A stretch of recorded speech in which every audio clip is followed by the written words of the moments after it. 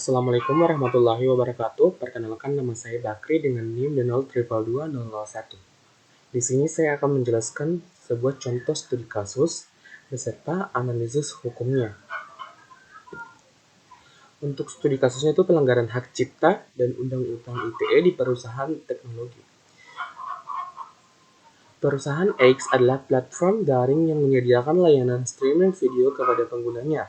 Dalam beberapa bulan terakhir, perusahaan ini menjadi sorotan karena dugaan pelanggaran hak cipta dan undang-undang ITE.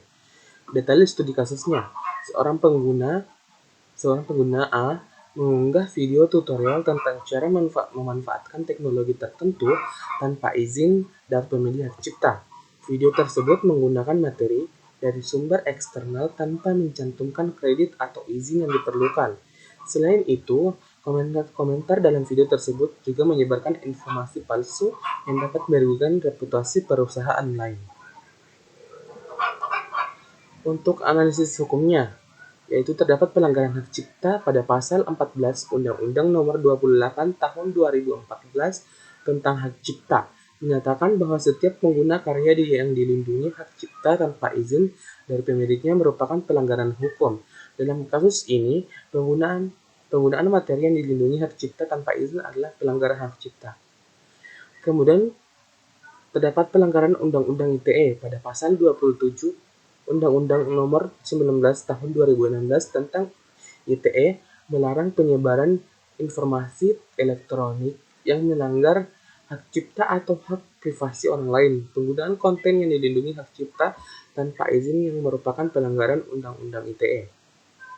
Sanksi yang mungkin diberikan, perusahaan X dapat dikenakan sanksi administratif dan pidana sesuai dengan ketentuan Undang-Undang Hak Cipta dan Undang-Undang ITE, termasuk denda, pencabutan izin usaha, dan tuntutan hukum oleh pemilik hak cipta dan yang merasa dirugikan.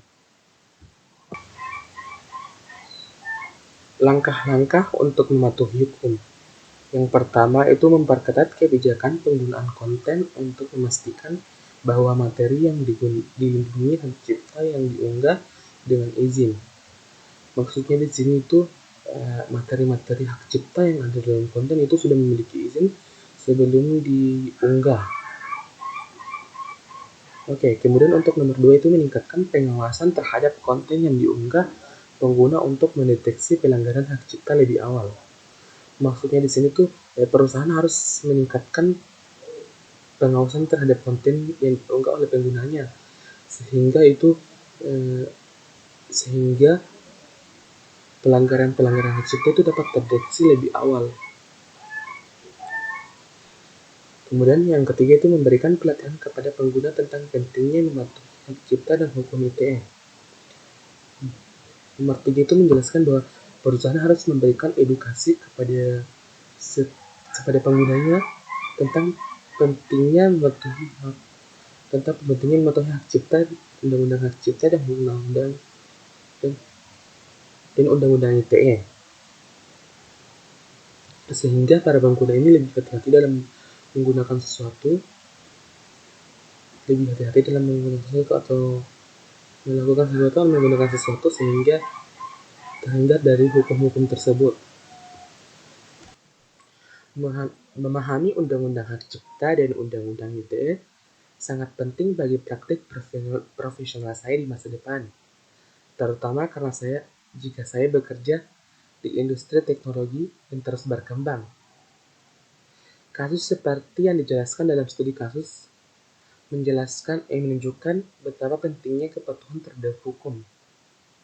Dengan pemahaman undang-undang hak cipta dan undang-undang ITE, membuat saya lebih patuh terhadap undang-undang tersebut dan lebih berhati-hati dalam melakukan sesuatu atau menggunakan sesuatu agar terhindar dari sanksi hukum yang terdapat pada undang-undang tersebut. Studi kasus di atas menggarisbawahi tentang pentingnya kepatuhan terhadap hukum hak cipta dan undang-undang ITE dalam operasi perusahaan teknologi.